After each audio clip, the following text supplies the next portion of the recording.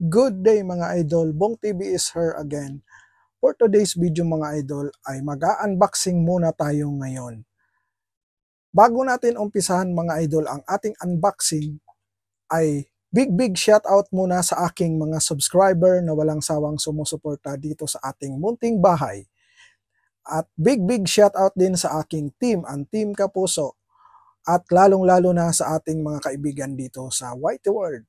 Big shoutout sa inyong lahat mga idol.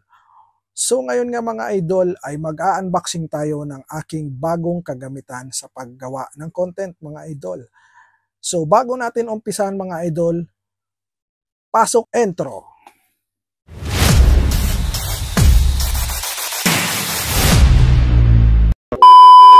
Andito na pala yung in-order ko. Siyempre alam nyo na to kung ano to sa mga nandito sa UAE at sa mga nasa GCC country. Alam nyo na tong kulay dilaw na to kung ano to.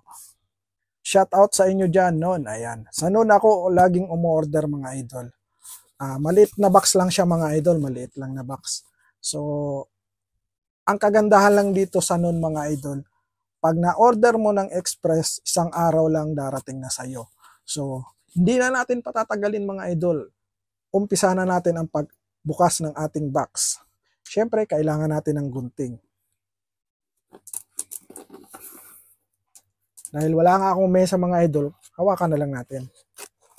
Diba? Ayan. Buksan natin ang ganito.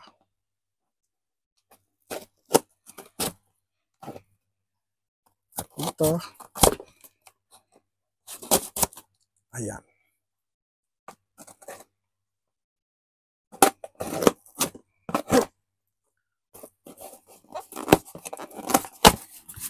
Ayan mga idol disclaimer lang mga idol hindi ito sponsored video mga idol at binili natin to galing sa ating sariling bulsa mga idol. Lahat ng mga nire-review ko at pinapakita ko sa inyo mga idol, hindi yan sponsored. Sa ating sariling bulsa yan mga idol. So ito na nga pala mga idol ang aking in-order na kagamitan, dagdag sa ating kagamitan sa paggawa ng content. Ang Telesin Smart Tracking Device. Napakaliit niya lang pala mga idol. Kala ko sa picture ang laki niya mga idol. So buksan na natin mga idol. Ang laman ng kanyang box mga idol. Siyempre unang-una, ayan, may maliit na box. Lagay muna natin dito ang ating gadget. Ano kaya itong nasa loob ng maliit na box? So ayan ang mga idol. Una, ang makikita mo sa maliit na box ay ang kanyang remote control mga idol. Remote control ang una mong makikita sa kanyang box mga idol. Ayan, remote control. Siyempre, ayan, naka-plastic pa. Siyempre, user manual na hindi naman natin binabasa mga idol. What? Ayan, lagay na natin sa box mga idol kasi hindi naman talaga natin yung binabasa. At lastly, itong kanyang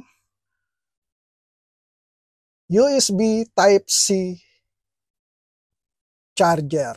Ayan, Type-C na rin siya mga idol, no? Maganda na kasi Type-C na. Ayan. At syempre, ang pinaka main event natin mga idol ay ang ating mismong Telesin, ayan o, Telesin Smart Tracking Device. Ayan, may camera siya dyan mga idol. Ito yung camera niya para i-track yung i-track ka niya habang ginagamit mo siya. At syempre, mayroon siya ditong lagayan ng clam ng cellphone mo, pero hindi siya kasama mga idol. Kailangan mo mag-provide ng clam ng cellphone mo. Pwede pala to mga idol gamitin sa mobile mobile phone, GoPro, at sa iba pang mga camera. Hindi lang siguro siya masyadong gagana ng maayos kung gagamit, lalagyan nyo sila ng yung mga DSLR na may mga lens. Kasi medyo mabigat na yun mga idol. Pero ewan ko lang, baka gagana naman mga idol. Pero ang ganda niya, ang lit lang niya pala mga idol sa picture. Sa picture, kala ko ang laki niya mga idol. Ang lit niya lang. Maganda talaga siya pagka magta-travel ka ano. At ang kagandahan nito mga idol, kung mobile ang ginagamit mo sa pagbablog, ito kahit wala kang kasama, may tripod ka lang, ilalagay mo lang to sa tripod. Parang may sumusunod na rin sa'yo at may kumukuha na rin sa'yo. Bawa, travel content ka, sa lahat ng mga magagandang tanawin, pinapaliwanag mo, ito mga idol, magandang maganda na to para sa iyo. Kung wala kang kasama, kung solo vlogger ka rin. Kaya kinuha ko to mga idol, dahil solo vlogger nga ako mga idol, di ba? Lalo na pagka nagre-review ka, kailangan mo rin to. So, dito sa likod niya mga idol, nandito yung charging point niya, yung lalagyan niya ng charger. At dito sa taas niya, ito yung power button niya. Ito dito sa taas niya, power button niya to mga idol. At ito yung camera. Ang liit lang pala mga idol, no? So try natin mga idol buksan kung may charge ba siya. Ayan mga idol. Ayan. Sa ngayon mga idol, hanggang unboxing muna tayo at pinakita ko lang muna sa inyo na gumagana naman siya at umiilaw naman. Ang sunod na video natin gagawin mga idol, sa labas tayo mga idol dahil mas maganda siyang itesting natin sa labas at ilagay natin siya sa tripod natin. At doon natin makikita kung gumagana ba yung tracking system niya mga idol. Kaya abangan nyo yan mga idol, huwag nyong palalampasin. Hanggang dito na lang muna mga idol ang aking video.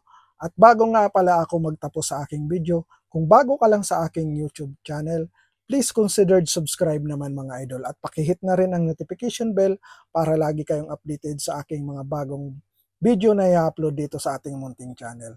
Bong TV, nagsasabi sa inyong maraming salamat at magandang araw sa inyong lahat.